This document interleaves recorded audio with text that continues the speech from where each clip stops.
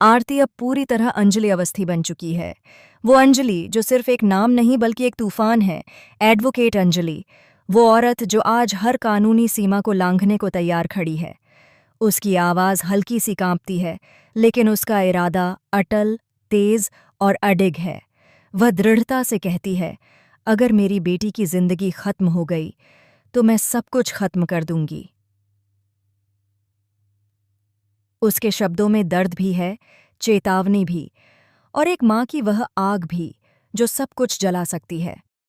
दामोदर मौजूमदार का नाम लेते ही अंजलि की आंखों में एक खतरनाक चमक उभर आती है। हे दामोदर मौजूमदार, सर्वनाश होगा, विनाश होगा। नाम याद रखना, एडवोकेट अंजलि अवस्थी। वो अंजलि जो बड़े बड़े अपराधियों की हस्ती को पल भर में मिटा देती है।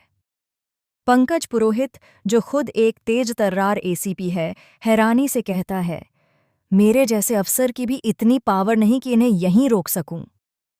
लेकिन तभी उसकी नज़र रानी मौजूमदार पर पड़ती है और वह भड़ककर आगे कहता है, लेकिन सुनिए रानी मौजूमदार, अगर ये लोग यहां से निकले ना तो मैं रास्ते में ही इन सबको गोली मार दूंगा, शूट कर दूंगा। उसी वक्त भारी माहौल में दो बहनें सामने आती हैं, एक अंडरवर्ल्ड की रानी और दूसरी कानून की पुजारिन। एक खून की ताकत, दूसरी कानून की लॉ। गिन्नी सख्त लहजे में बताती है, इस पूरे इलाके को 5 शार्प शूटर ने घेर रखा है। अंजलि उसके सामने अडिग खड़ी होकर सवाल करती है, क्या चाहती है तू रानी?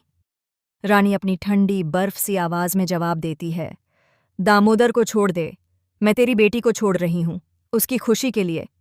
यह सुनकर अंजलि के भीतर एक तूफान उठता है, लेकिन एक माँ होने के नाते वह एक बहुत बड़ा रिस्क उठाती है। वह एसपी को आदेश देती है, उसे छोड़ दीजिए, कोर्ट में बात होगी। सभी दंग रह जाते हैं, इतने बड़े अपराधी को छोड़ना यह अंजलि जैसे किसी भी वकील का अब तक का सबसे खतरनाक फैसला था। कोर्ट के ठीक सामने गिन्नी पद्मा को छोड़ती है। पद्मा घबराई हुई, कांपती हुई अंजलि की तरफ कदम बढ़ाती है। उसी पल दामोदर भी एक शिकारी की तरह अपने प्लान के साथ आगे बढ़ता है।